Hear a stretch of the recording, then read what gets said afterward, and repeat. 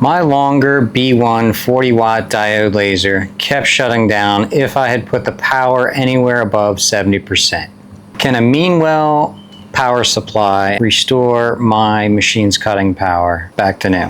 So about a year ago, a company Longer, they make lasers, they reached out to me and they said, look, we have this B1 40-watt. We want to send you this so you can make a few videos. And I did, and I genuinely like the laser.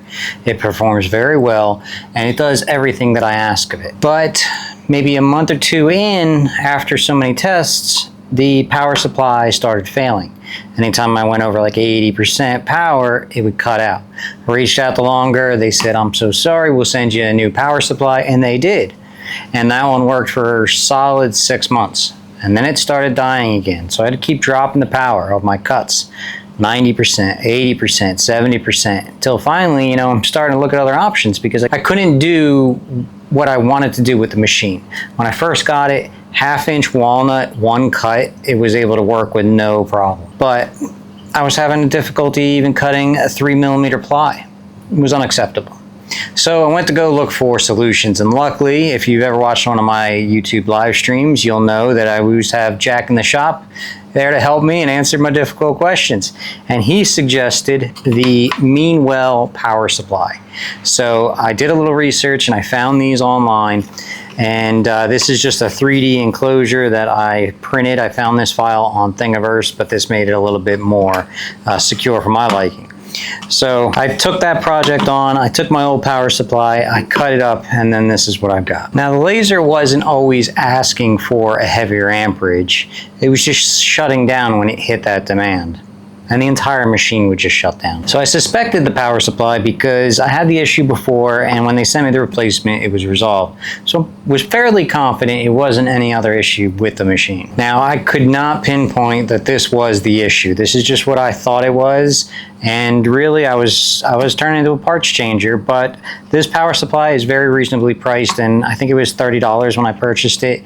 It was worth the risk for trying this out. But if you have similar problems with your laser, it could be the power supply, but you could have another issue. So I would check all outlets before diving into this as a solution, unless you're willing to roll the dice and take the gamble. Now you can see on the back of this power supply, it does say that this is 24 volts, 9 amps, input voltage 100 to 240 volts, 50 to 60 hertz.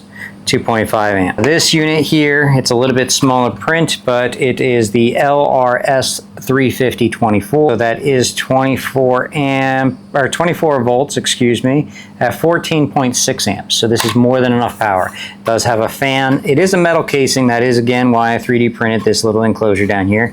I think I may design an entire enclosure so I can attach this to my little slat wall that I have to keep it up and circulated. Maybe I'll put some little standoffs to get the air circulating all the way around. Be sure that you know the voltage of your laser. Just because my laser runs off of 24 volts does not mean yours does. It may have a greater voltage, it may have a 12 volt input.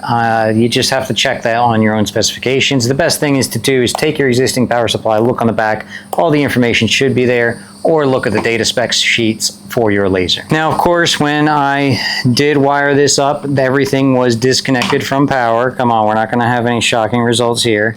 I did take both sides of this cord and I cut it, and inside this, there were 2 different wires. So I had red and black on this, which went to my V positive and V negative. And you can test this circular coil out to find out if the inner is positive or negative, and just do a continuity test with your lines just to make sure that that is correct. And then when I cut the AC plug, the plug that goes into the wall, I was left with my ground, which is green, universal for the US, and then you will have your neutral and your load, my white and black. So I just wired that up. If I was to do this again, I'd probably invest in some ferrules. They're the little nubs that go on the end, just so the wire doesn't crimple. And like I said, I did download this off of Thingiverse. This was a free file that I downloaded. I'll put a link in the description, but I may go in and revise this. And then this will just cover, it just covers these exposed terminals because I have little ones in the house and I don't want to worry about somebody coming up when I'm lasering something and touching something they shouldn't and getting a 110 volt shock. And then you just simply put the screw in there.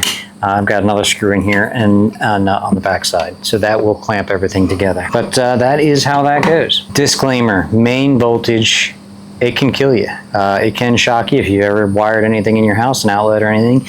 You have to be careful when you're working with this. So be sure that you know exactly what you're doing before you get into this project, and be safe along the way. So of course, the first thing I did when I fired this up was I crossed my fingers and held my breath, and nothing exploded, which is always a good sign.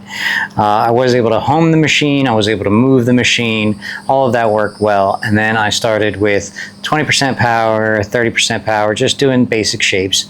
And after I was comfortable with that, I tried 100% power.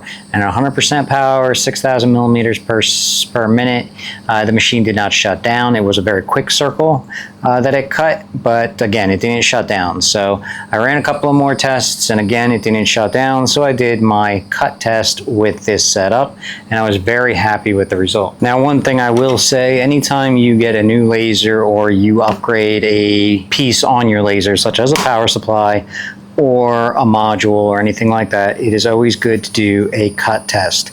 LightBurn basically has this set up in your system, and it's very easy to use. You put your minimum powers, your maximum powers, how much your grid pattern you want.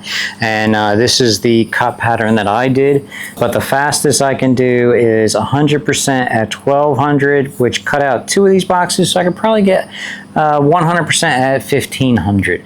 But that is a lot quicker than the 70 at 900 that I was doing before. So this is gonna cut down my time, it's gonna make my engravings look a little bit better, and it's gonna give me the peace of mind knowing I can set this project and not have something run through 90% of a project, and then when it gets to cut out, it shuts down. So far, yes, the machine can turn on, it can do the cuts, it has no issues as of yet. I did just get all of this set up, and I've only run it a few times, but I am very happy with the results. So is this a permanent fix? Well, like I said, now that I've already 3D printed one enclosure, this little handle here, I do want to make a larger enclosure and make this look a little bit more polished and a little bit more fancy for my liking for my shop. But will this work as a permanent upgrade? I believe so. I believe this has fixed my issues, and now I am back up and running at 100% power, motivation, and everything in between. The power supply does not get hot. There is a fan in here that you do want to vent, so if I do make a enclosure to go over this, all of these vents I am going to keep open just so there is that airflow. So keep that in mind too if you're going to 3D print anything around it. And you can clearly see too the size of this unit. Now I know that these are epoxy filled and all of that. This is more of an open unit, but you know, it's much larger. And now if this goes out, I know exactly what to buy, $30. I can keep all my wiring exactly the same, and I'm good to go.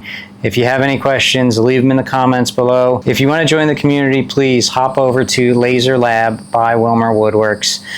It's where we talk about upgrades like this one for your machine, and laser files, laser settings, craft show setups, and everything in between. I hope you enjoyed the video. Don't forget to like, subscribe, hype, share, do all the things, hit all the buttons. Until next time, thanks for watching.